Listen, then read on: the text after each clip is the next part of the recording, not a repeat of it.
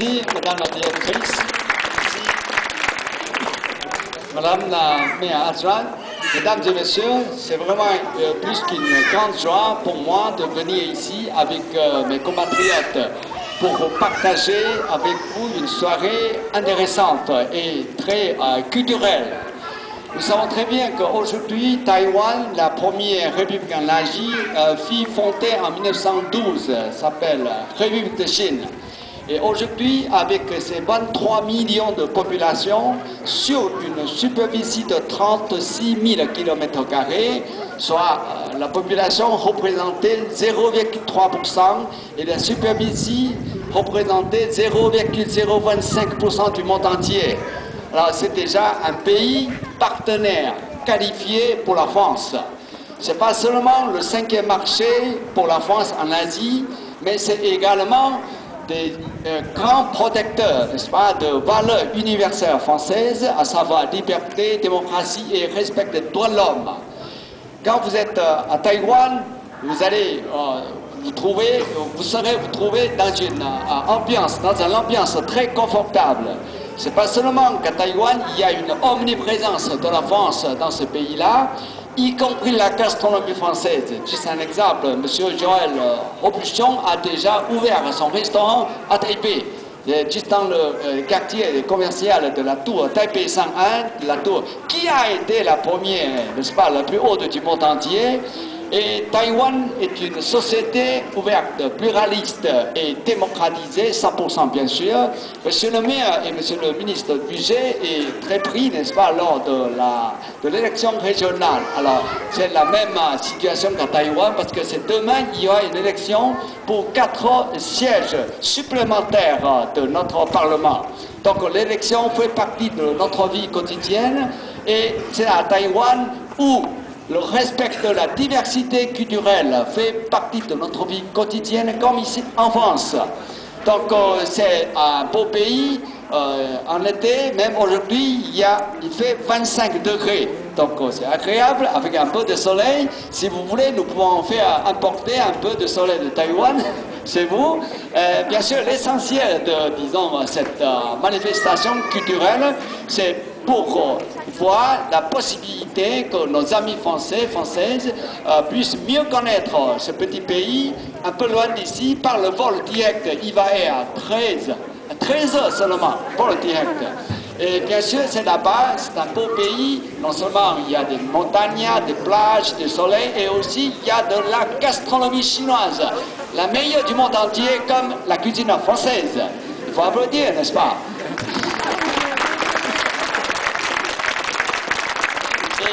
Je profite de cette opportunité pour vous présenter un peu les relations bilatérales entre nos deux pays. Bien sûr, je n'allais pas parler 3 jours et 3 nuits.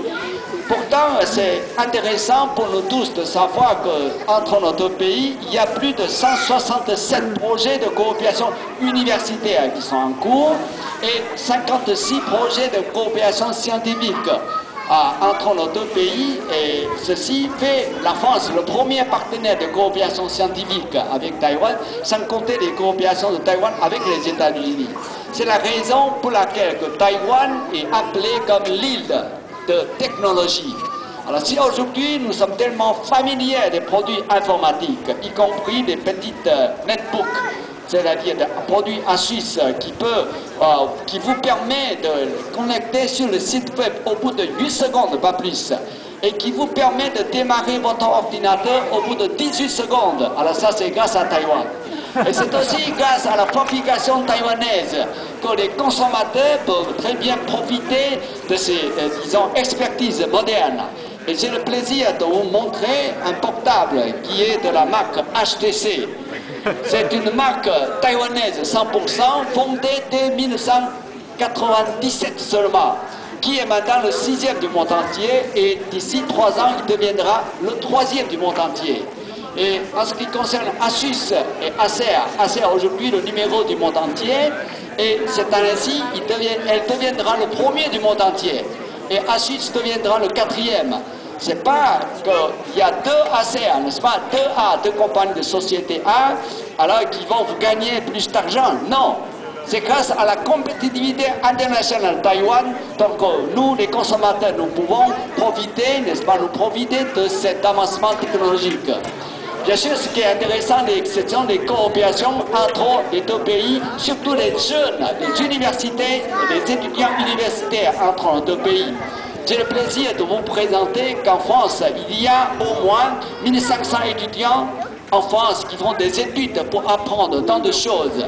Et bien sûr, il y a aussi des étudiants français à Taïwan. Maintenant, c'est 450, pas beaucoup par rapport à 1500 Taïwanais ici. Mais nous sommes très heureux quand même, parce qu'en l'an 2009, il y a 401. Et 2008, il y a 331. Et en 1982, il n'y a que 10. Donc, il faut encore une fois applaudir très fort. Il paraît que je peux me présenter comme candidat, n'est-ce pas, pour l'élection présidentielle. Donc c'est une opportunité très heureuse que je partage avec vous. Et bien sûr, pour cette occasion, pour cette soirée, là il s'agit d'une présentation, un témoignage plutôt que Taïwan, aujourd'hui, en tant que 25e économie du monde entier, et en tant que 18e grand pays du commerce international, mais nous essayons de préserver la valeur traditionnelle, culturelle, chinoise. C'est à Taïwan qu'on peut le trouver. Et bien sûr, ceci ne gêne pas le progrès, disons, économique et de la démocratisation.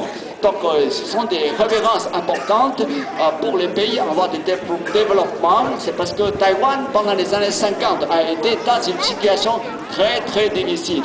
Et qu'aujourd'hui, le revenu par habitant à Taïwan atteint déjà à 12 000 €. C'est pas mal, n'est-ce pas? Donc, je vous invite, mesdames et messieurs, d'apprécier les danses des lions d'abord.